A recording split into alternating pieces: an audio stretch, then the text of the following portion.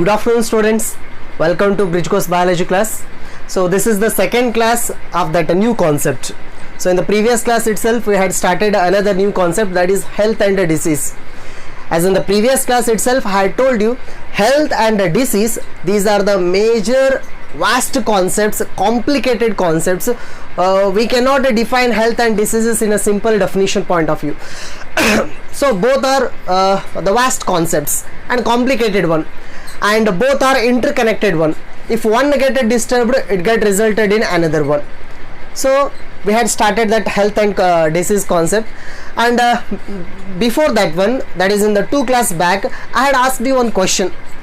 So the question was very simple. So that question is, and one more thing, so I asked the question and many students answered for that question. I think 20-25 members they had written their answer and they have sent it me, and I felt a maximum members they have written accurate answers. Of course a few students have their answer not up to the mark, but thing is day by day, so maximum students are interacting.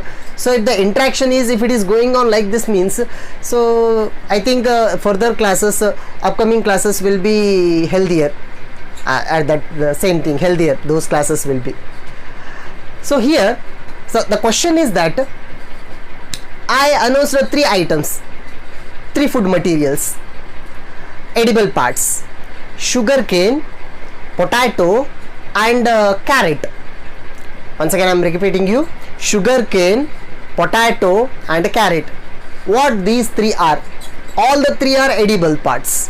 That means we can get the, or we can drink, or we can chew the sugar cane juice, so that is the edible part, and we can eat the potato in the form of curry or whatever it might be, or we can, next one we can eat the carrot in the same sense. So all these 3 we are going to eat them. And one more thing, that sugar cane we can see exactly in front of us, so that is a terrestrial part. So that means aerial part, that is what sugar cane we will eat, that is the aerial part. Just its root systems are the underground. But what about other 2, potato and carrot? Just we can see the leaves of potato, that means other portions of the potato plant aerially, and the potato tuber, that means we will call it as a tuber, potato tuber. What vegetable we are buying from our market, so that is the potato tuber actually. So what potato tuber we are going to see, that the potato tuber is actually a underground part, that is not a aerial part. So we have to dig the soil, then we have to pick it out. And another one is the carrot. So carrot also underground part, it is not aerial part, but its leaves are aerial. That means we can see only the leaves, but we can't see that hidden underground carrot portion, what we are using for as our edible part. So as the question is that these 3 are the specialized structures. So most of the students have answered potato and carrot are the vegetables. Of course, generally those are the vegetables. So I am asking ask the question in the biological point of view. See, if you consider first on sugar cane actually it is a grass. It is a big grass actually, right? And that sugar cane, it is having the stem, right? It is having the stem, and the stem, the main feature of the stem is the presence of nodes and internodes. So ನಾವು ಕನ್ನಡದಲ್ಲಿ ಗಣಿಕೆ ಅಂತ ಹೇಳ್ತೀವಿ, cut ಮಾಡ್ತಿರ್ತೀವಲ್ಲ ಗಣಿಕೆ ಅಂತ ಹೇಳ್ತೀವಿ. So that stem is having the nodes and internodes. Nodes means mark on the stem. Internode means the edible portion, what we will use for that, use as the edible portion. So that is the stem. But here the length of the stem is longer one, that is the longitudinal, and of course upper side we can see the leaves. So that here the food gets stored in the stem, but in the maximum portions, in maximum plants, food maybe get stored in the fruit, food may be stored in the seeds, sometimes food may be stored in the leaves, just like onion. But here the food is entire, most of the food, that means sugar juice, it is stored in the stem itself. And second one, potato, it is a stem. The potato tuber what we will use, that is the stem. What type of stem? That is the modified stem, not a general stem, modified stem. That means if I consider this is the stem, imagine, so here upper portion this is aerial and this is underground, that is in the soil. So in the underground stem end, if you consider this is the stem end, right now it is blunt. Yes, the food continuously stored downside and it will bulge out. So because of the pressure, because of the accumulation of continuous food, it will bulge out and it appears as a tuber. That tuber will use. That means actually potato is a modified stem. Then what about carrot? Of course carrot also underground, but that is not stem, that is a root, not a normal root, that is a modified root. So already I told you, food majorly stored in the fruit, seeds, leaves or stem as in case of sugarcane, but here food stored in the root. That means observe the shape of the carrot, it is a cone shape. Yes, at one end it is tapering, at one end it is having more diameter and blunt. That means it is present in the cone, ice cream cone. So it is present in that shape.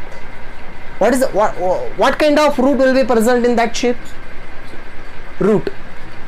What kind of root will be present in that shape? Yes, that root is a tap root. We are having two types of root, fibrous root and tap root. So here carrot, it is the tap root. That means when it will enter into the soil, that root, so it will go into the deeper region. At the upper side it's a diameter, root diameter will be more. As it goes to the deeper region, it becomes tapering. So that is the tap root, we will call it as. And the tap root will be having some branches, side branches. Here in that such kind of tap root, food gets stored. Hence the carrot is considered to be the modified root, potato is a modified stem, and the sugarcane is the special stem where the maximum food gets stored, and we will use that part. Yes, coming to our class, that means health and disease. So here, as in the previous class itself I told you, health and disease, these are the very complicated structures as we understand. So for example, health, if I consider for a gymnastic person, if the person is performing a lot of hard work in the gym or gymnastic person, or if he is a bodybuilder, let us imagine bodybuilder, so you can easily understand. For a bodybuilder, health means, if you ask a bodybuilder what is the health in your point of view, if you ask that question, means he will say, for me health means physical fitness for him, for that bodybuilder. So for the bodybuilder, muscle strength, stamina, that means physical fitness, according to him, that is health. Or else if we consider IT/BT person, that means software engineer, who will be working at, sitting at one room in the AC compartment. So if we ask that fellow, according to him what is health means, he will say mental fitness is health. Why? Because he is not performing any physical work. Always he will be sitting in one room at one place. He will not be doing any such kind of mechanical works, any muscle works. So for him, mentally he is performing more work. Mental fitness, according to him, that is considered to be the health. For him, physical fitness is second priority. For the muscular guy, for the person who is performing in the gym, or for the person who is considered to be the bodybuilder, for him physical strength is the first priority and mental strength or mental fitness is second priority. For in other people, we can say some people, they will be having all the facilities in the money point of view, in the facility, in other facility point of view, in their merit point of view, in the society they are present in the bigger state, and thing is, and those people, imagine those people will be having the mental stability. That means their thoughts have been controlled, they are having in the high stability state, that is in the equilibrium state. If you ask them, they will say, or not that guy, if you consider saint, sadhugalu, if you consider a saint, according to him, neither physical strength fitness nor that mental fitness also. For him, the thoughts, that means emotions, if the emotions are, if they are present in the balanced condition, means he will say I am healthy, right? That means according to the person, from person to person, from age to age, the health concept is defining. And if something disturbed in this health, then that leads to the disease, we will consider as a disease, right? Today in this video, let us focus the disease related other aspects.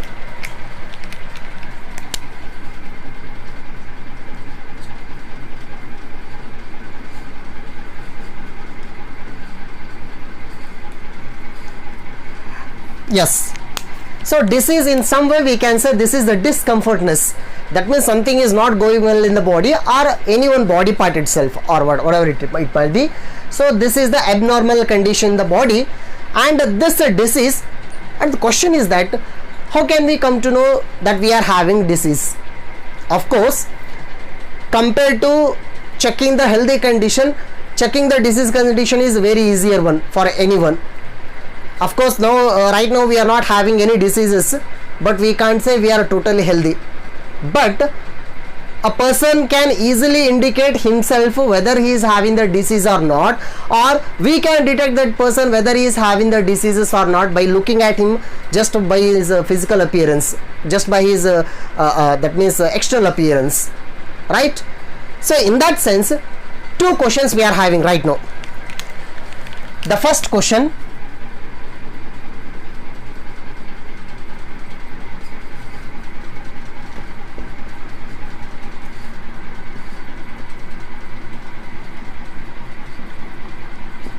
how to identify the disease, first one. And the second one is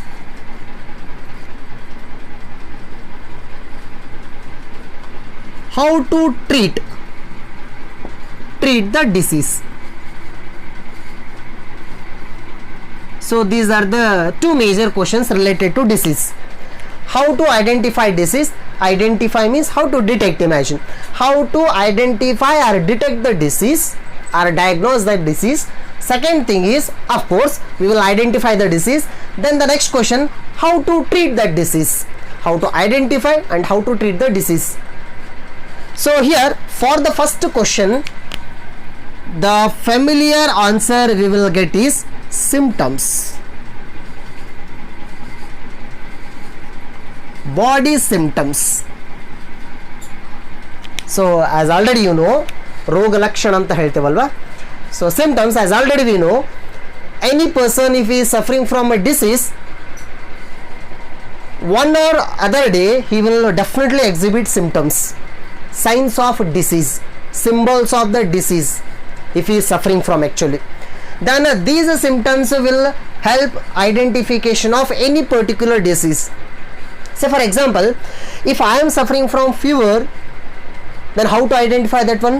Just by touching my body, just by touching here forehead or somewhere else, we can identify that one. If the body temperature is higher, if the body temperature, if it is not normal, more than the normal means, then we can come to know we are suffering from the fever.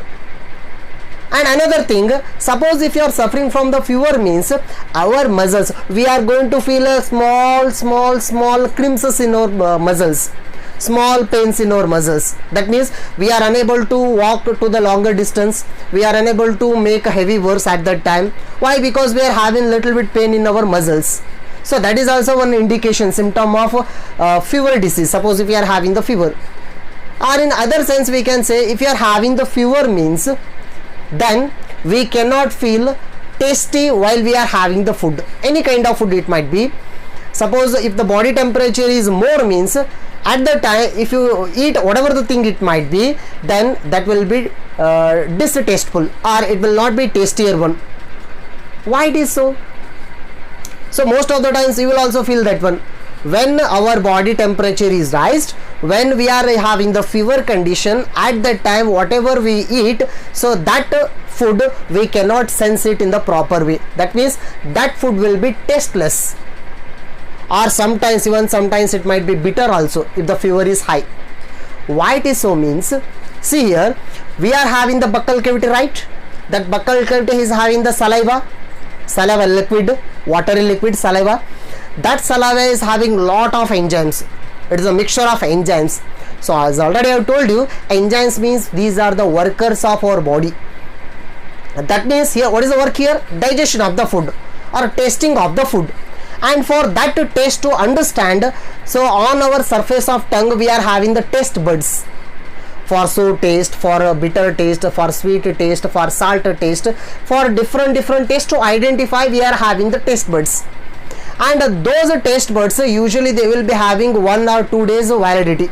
That means that their lifespan will be 1 or 2 days. For every 2 or 1 or 2 days, new taste buds will be forming and old taste buds will be degrading.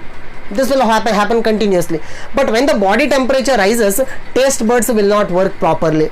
At the time, if you eat anything, then you cannot sense properly, and that will also affect the enzymes. Why? Because enzymes have to digest the food.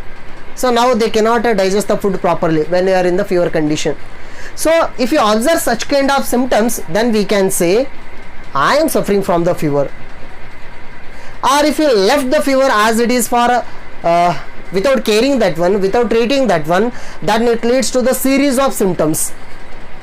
Then it may lead to the headache, then it may lead to the tiredness, then it may lead to the severe sweating, then it may lead to the loss of interest in any kind of activities, then it may lead to the internal small cramps, either in the abdominal. So such kind of many symptoms can be added one by one if you don't treat the disease.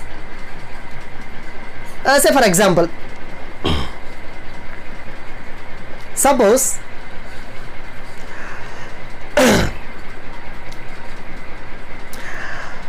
if you go to the doctor and we will admit the doctor that we are having this kind of disease or this kind of symptom we are getting, right, that we will see him. So first a doctor will, what he will do, he will check our tongue. What is the condition of our tongue? That means color, tongue color actually. And the same way we will observe our eyeballs also. He will lighten our eyeballs, then he will observe whether any changes are there here, and he will start asking the questions, whether you are getting any sneezing, whether you are getting any headache, whether your body temperature is increasing, whether you are getting any tiredness, are you feeling comfort while you are eating, whether your motion is correct. Such kind of many questions he will ask. Why is asking the question means to detect what disease that person is suffering from. So he has to identify that one. That means, so because of symptoms, so we can easily identify disease. Sometimes for general symptoms we can come to know easily what the disease we are suffering from. But if the symptoms are unique, if the symptoms are unusual, then expert will find out so the symptoms of the disease. That means these symptoms they are related to the disease, what kind of disease, so they will identify that one. Hence we have to go to the doctor. So, and along with that one, if we consider in a symptom point of view, some diseases will show symptoms easily within a short period of time, but some diseases they will not show the symptoms easily and they will take long time. Say for example, suppose if you are suffering from that cough, that means if something disturbed in our throat or if something disturbed in our respiratory system, and within 2 or 3 days we will start coughing. So by the coughing we will understand something disturbed in our respiratory system. So we only will come to know that one. We cannot go to any experts. But thing is, imagine if the person is having HIV, AIDS. So let me write that one also. Now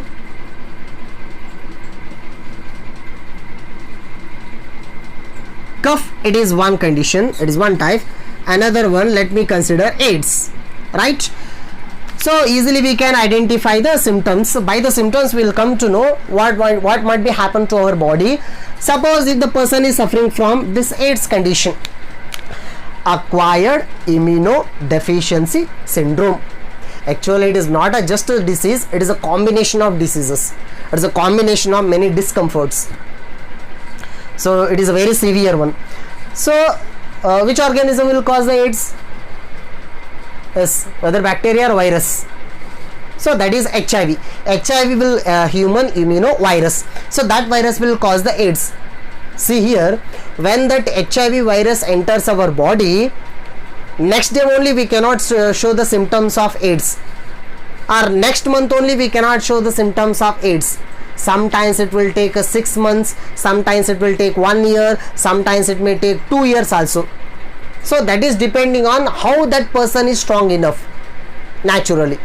So if we are affected by the HIV or if we are having the AIDS symptoms to exhibited outside, it will take lot of time. That means some symptoms they are going to show their condition easily, rapidly. So some symptoms we cannot identify them easily. So that is depending on type of organism and also depending on type of our immunity system. So later we will come to know what that immune system is. Okay, we will observe the disease, what kind of disease we are having. We will identify on the basis of symptoms. So next thing is treating of the disease. How to treat the disease? So while treating the disease, who will treat the disease? Yes, who will treat the disease? Yes, anyone can treat the disease. We ourselves will treat the disease, our own diseases, right? We are having the cough, so at home only we can have the many remedies to avoid that coughing or to prevent that cough or to solve that coughing problem. So Ayurveda, just we are having lot of Ayurveda home remedies we are having, and we are having traditional knowledge. That means our mother, our grandmother, so they will admit, sir, they will suggest to eat that material, to eat this material, to avoid that material. So general suggestions they will give. Say for example, if you are suffering from the cough means, so our father or our mother, our grandmother, so she start talking about avoiding the oily food content, oily materials, oily foods. So or sometimes she will say that eating ginger like materials, such kind of many, or honey also. So we are having our own treatments for some diseases, not for all diseases. Say for example, now we are suffering, most of our entire world is suffering from the corona. So we cannot take a homemade remedies for that corona. Of course might be there, but we don't have any knowledge about that one. So for some of the diseases we ourselves can get the treatment. For some of the diseases we have to go to the doctors, right? And here imagine we are going to the doctor for getting the treatment for the disease. So first we can ourselves can understand what the disease is depending on the symptoms, or we will directly go to the doctors will observe the symptoms, or we'll ask ourselves only to know the symptoms of our disease that we are suffering from. After knowing the symptoms, the doctor will treat the disease. While treating, the doctor he may give the tablets, he may give the syrups, or he may give the antibiotics. So many options he will be having, and type of the disease, type of the cause for that disease, he will take any one option here. And here one more question. Imagine, even though doctors are giving the tablet, right? Say for example, doctor will write the prescription, that means related to the tablets, what are the different type tablets we have to take. So 3 tablets, imagine 3 tablets he has written in his slip. So one tablet for 3 days, second tablet also 3 days, and then third tablet also 3 days, but times are different. One tablet morning and night, another tablet afternoon time, another tablet without that means before the breakfast, like that he will write. And imagine, after coming from the hospital or after coming from the doctor, we will take the tablet once, we will have the lunch and we will take the tablet. So whatever the tablet he has assigned, those tablets we will take. But imagine, after taking the tablets, suddenly, that means after half an hour or after 1 hour, suddenly our body will be relaxed. We feel we are not having the disease right now after taking the tablets. Okay, our body will be comforted at that time. But my question is, why we have to take a tablets minimum for 2 or 3 days? You see, for maximum diseases, doctors will suggest to take the tablets minimum for 2 or 3 days. If the disease is bigger one, then he will assign the tablets to take for months together. So that is different case. For normal cases, minimum 2 or 3 days we have to take the tablet. Why? The question is that after taking the tablet for once, that means for one time just, Of course, the disease causing organisms, that means a bacteria or virus or fungi, whatever it might be, the disease causing organisms, maximum organisms will be killed. I am not saying all the organisms, maximum organisms will be killed. But for taking next tablet, again we are having a gap of 4 hours, 5 hours, we are having the gaps. In that gap, again microbes start to grow. When the microbes will grow again our body will feel little bit fever, again little bit coughness, again little bit chillness. Then again we have to take the tablet. Then again our body will come to the normal stage. So like that, step by step, we have to kill the pathogens. We have to kill the disease causing organisms. It will not occur in just a single step. It will take many steps. So hence, here the treatment will occur usually 2 or 3 days. And here I am writing only for the normal conditions, normal disease conditions here. So this will occur in this manner. Of course, we'll come to know the disease that on the basis of symptoms, then we'll start treating the disease. But we are having 2 categories in the disease, 2 types of disease majorly.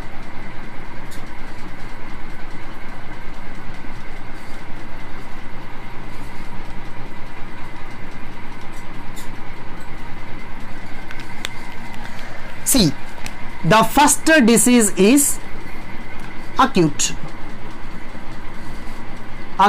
disease, and the second disease is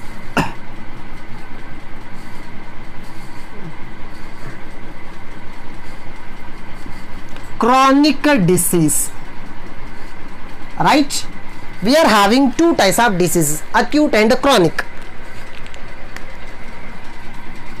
See here, first one, if you consider acute means, so these are the shorter days diseases, or the diseases which are having their lifespan only for short period of time in our body or in any animal body. So acute diseases. Chronic diseases means these diseases are having long term effects, or in the simple way I am telling you, if our body affected by the acute diseases means, then we will be having the effect of that disease only for short days. Suppose if our body is suffering from the chronic disease means, the effect of this disease will be for longer time. So what are those diseases? For example, if you consider here, let me write same as it is.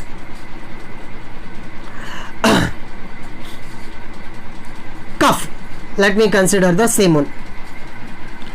Cough, sneezing, or running nose, cough, fever, sneezing. Fever means again, okay, so not fever exactly. Let us consider these 3: cough, sneezing and running nose. These 3 diseases, actually these are diseases, abnormal conditions, but these 3 are considered to be the acute. That means their effect will be on the body for short period of time, maximum 3 days, 4 days, 5 days, or maximum 1 week. See here, suppose if you are suffering from the sneezing or cold, suppose you are suffering from the cold or cough, we will go to the doctor and take the tablet. Just imagine, just keep one thing in your mind. Suppose we are suffering from the cold, yes, if that cold is caused by the virus, then we cannot have any particular tablet or any exact tablet to totally cure that coldness. But in the market, in the drug shop, in the medical shop, we are having lot of chemicals, we are having lot of tablets, lot of syrups, but those are not accurate. Why it is so? Just you think yourself. So we will go to the doctor, we will go to the medical shop and we will take the tablet, and after taking the tablet, so again the time will be reduced. Suppose if you don't take the tablet, the cough and coldness on their itself, on their own, so they get rid of within 1 week without taking tablet also. After 1 week, if we check our body will be normal, so all the parts will be working normal. That means its effect will be to a certain body parts and only to the short period. Such kind of diseases are called as acute. And if you consider long term diseases, so that is chronic diseases. In the chronic diseases, let me consider the best example.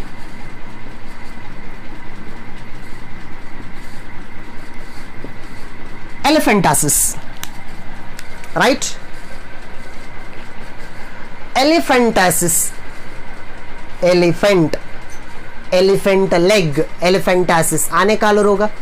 So if we consider elephantiasis disease, actually this disease caused by the worm. That worm get entered our body through the mosquito bite. So because of the mosquito bite, so we are getting this elephantiasis disease, and a major symptom, and we will come to know easily the symptom of this elephantiasis. We cannot go to the doctor to verify that disease just by seeing at our leg. So we will come to know.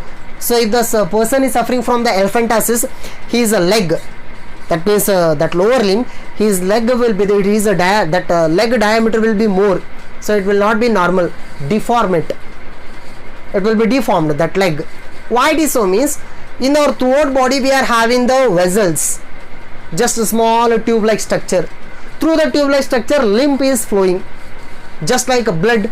So blood is flowing through the blood vessel. In that same manner, lymph also flowing through the lymphatic vessels, and those lymphatic vessels present in the leg, they get blocked because of the effect of this elephantiasis. When it get blocked, continuously lymph going accumulated over there, and the size of the leg going to increase. So elephantiasis. And this elephantiasis disease, it will not be get rid of in 1 week or 1 month or 1 year. So it will be there in our body throughout the lifespan if once it is affected. So these are such kind of diseases are considered to be the chronic disease. Long term effect they are having. Or in the same way, if we consider other diseases, TB, tuberculosis.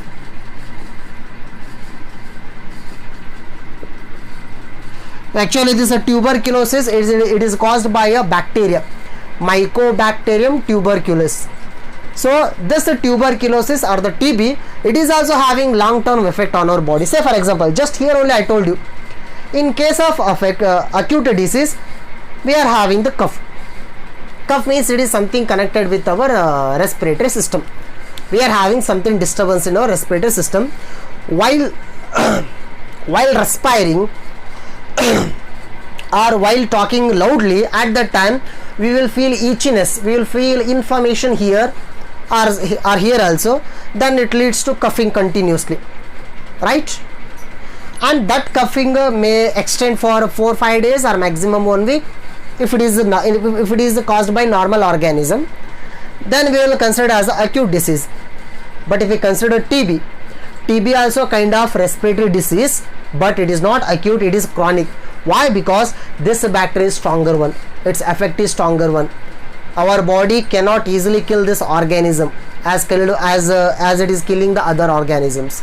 So it is very tough to kill. So this TB, when it is there in our body, we will be suffering from that TB effect for longer time. So in that sense, if I want to remember one incident, my uncle's daughter, actually she is my sister, when at our childhood we used to play together, and at one point she got affected by this TB, and she always used to cough, dry cough actually that is, and she used to get a pain here and here in the chest region after coughing. And my uncle also, they took her to many doctors and visited many doctors. They gave different treatments. So after I think 1.5 years, she took 1.5 years to totally get rid of from that TB. And after that also, after cured by the TB also, she was having a lot of effects in her body. That means weight loss, or second one is tiredness, or lack of interest in doing many activities, and even sometimes loss of appetite. So such kind of many symptoms are they will be present in our body. Suppose if you are suffering from this kind of diseases, they will remain throughout our throughout for 1 year or 2 year or such kind of conditions. So those are considered to be the chronic one. Of course, we can easily get it from these acute diseases. It is a easier one, but it is tough to cure this kind of diseases.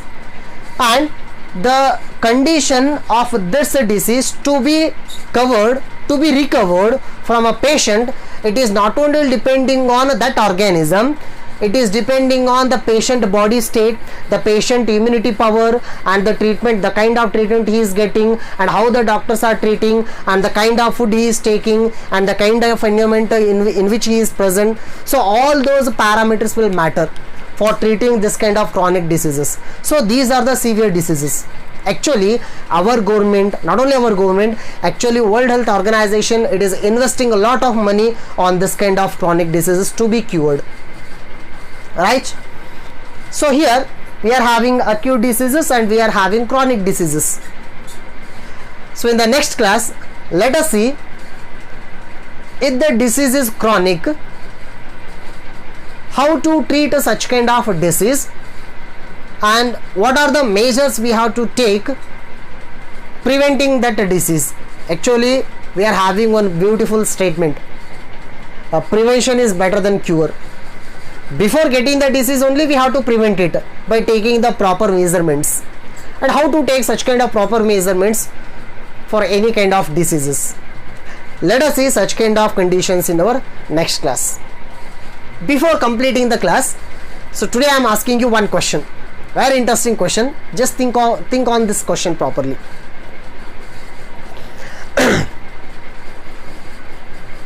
See,